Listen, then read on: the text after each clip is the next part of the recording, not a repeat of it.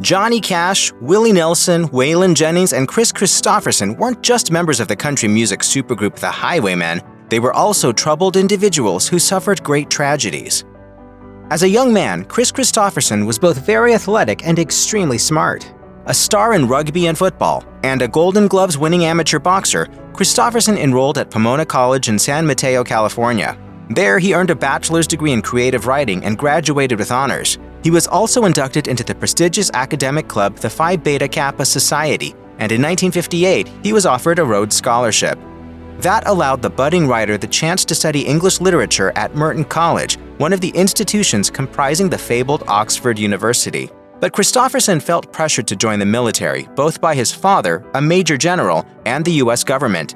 He deferred his military service in order to attend graduate school. Kristofferson became a helicopter pilot in the Airborne Rangers, and he opted for an honorable discharge in 1965. Despite being offered a job as a professor of English literature at the exacting United States Military Academy at West Point, Kristofferson, inspired by a meeting with Johnny Cash, decided to pursue his own path as an artist. Kristofferson's parents stopped speaking to him and cut him out of the family. In 2016, he told Rolling Stone, "God knows my mother was an ass, and my old man was gone most of the time."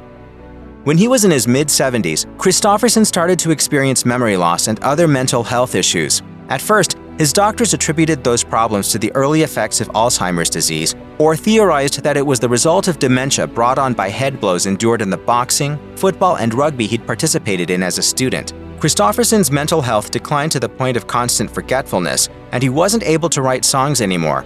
But several years into the ordeal, he discovered he had been misdiagnosed. Instead, he tested positive for Lyme disease, likely contracted from a tick bite Kristofferson got while shooting the 2006 movie Disappearances in Vermont. Getting on a regimen of Lyme disease medication and ceasing to take the strong and damaging Alzheimer's medicines that he didn't need helped bring back Kristofferson's mental facilities. Kristofferson also faced issues with his heart, lungs, and bones. After filming Disappearances in 2006, a doctor diagnosed him with severe sleep apnea, but the musician refused to use a prescribed CPAP machine to help him breathe at night. This followed a bypass surgery Kristofferson underwent in 1999. His wife Lisa Myers told LymeDisease.org he had painful knees and annual knee shots, a pacemaker for arrhythmias. In 2021, Kristofferson's health issues forced him to retire from performance and public life at the age of 84. He passed management of his affairs on to some companies and relatives and sold his California ranch in 2023 to live in Hawaii, where his home was nearly swallowed by a wildfire. It's at that property where Kristofferson, 88 years old, died in September 2024. In the late 1950s, Texans Waylon Jennings and Buddy Holly became fast friends and collaborators.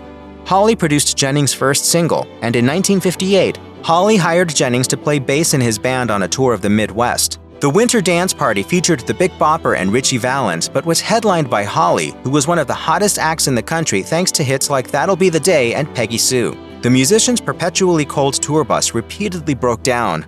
Holly was so tired of the grind that after a show in Iowa on February 2, 1959, he chartered a small plane to the next tour stop near Fargo, North Dakota.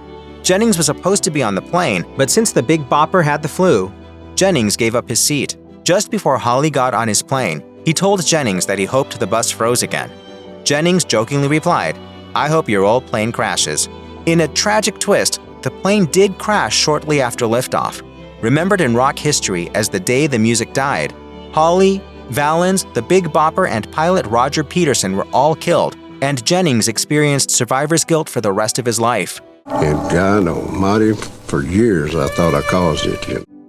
In 1972, Waylon Jennings' tour took him through New Mexico and Colorado border towns. His health somewhat compromised after receiving injections of antibiotics for a dental issue. He was told by his booker to avoid eating anything in the area because of a localized hepatitis outbreak.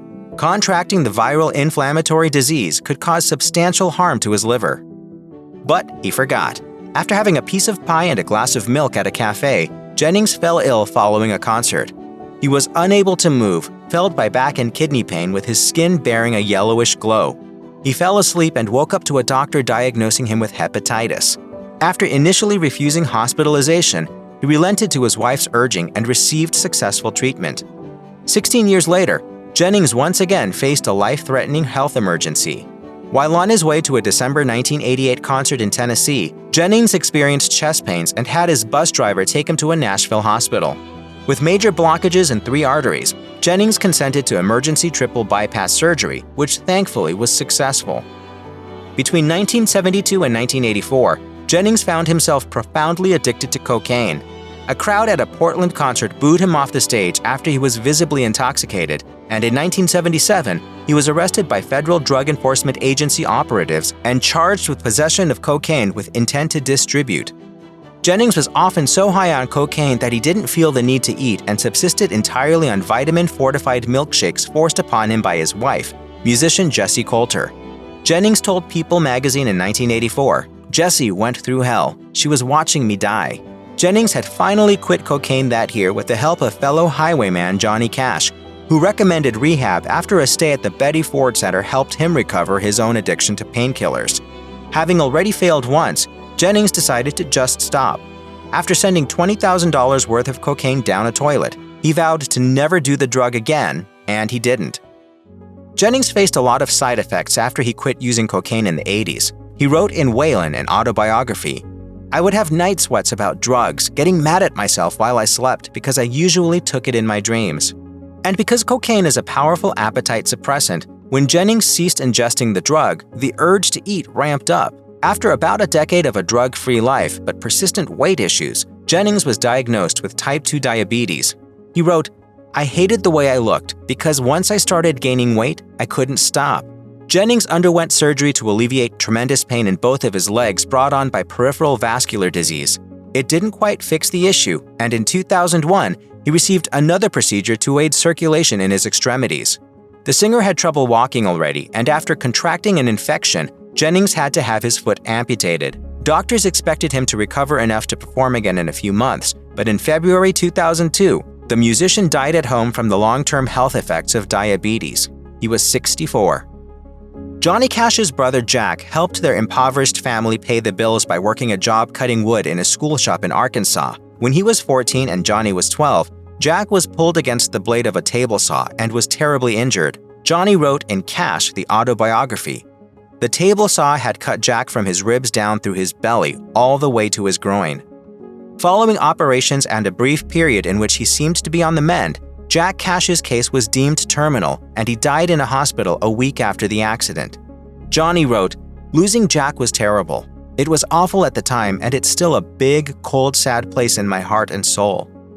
In June 1965, Johnny Cash drove his camper to the home of his nephew Damon Fielder, and they headed out to the wilderness of the Los Padres National Forest, home to the beaches of Big Sur and the California condor. Cash was already drunk, and he drank and swallowed pills during the ride, eventually stopping at a fishing hole in a canyon.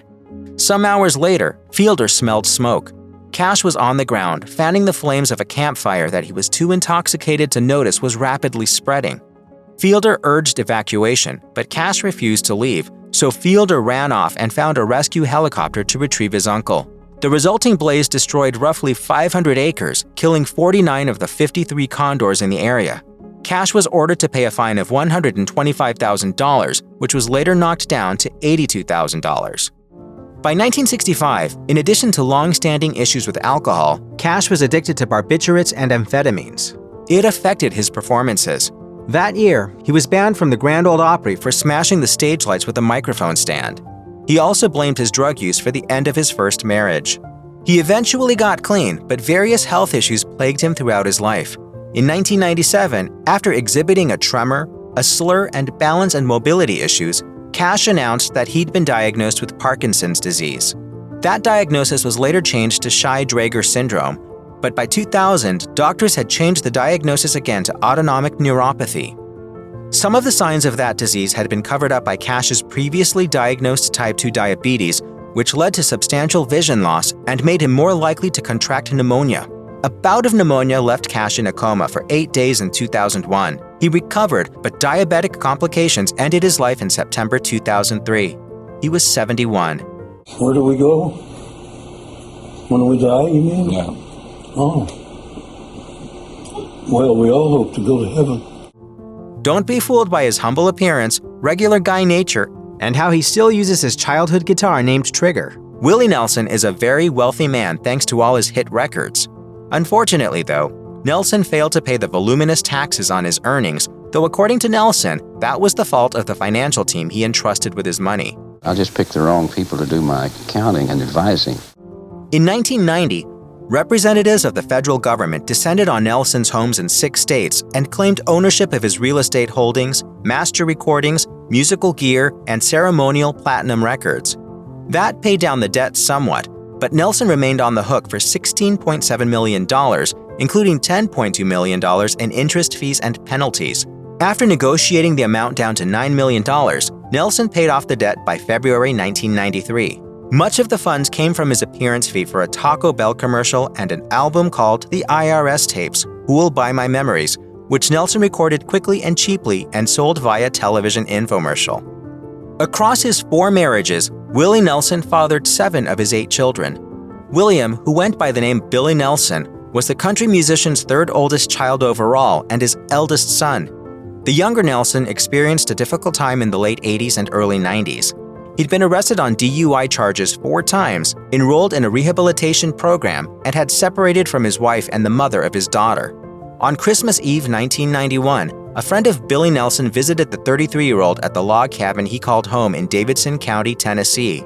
After the pal left at about 2 a.m., Billy Nelson took his own life. He was found unresponsive in his home on Christmas morning.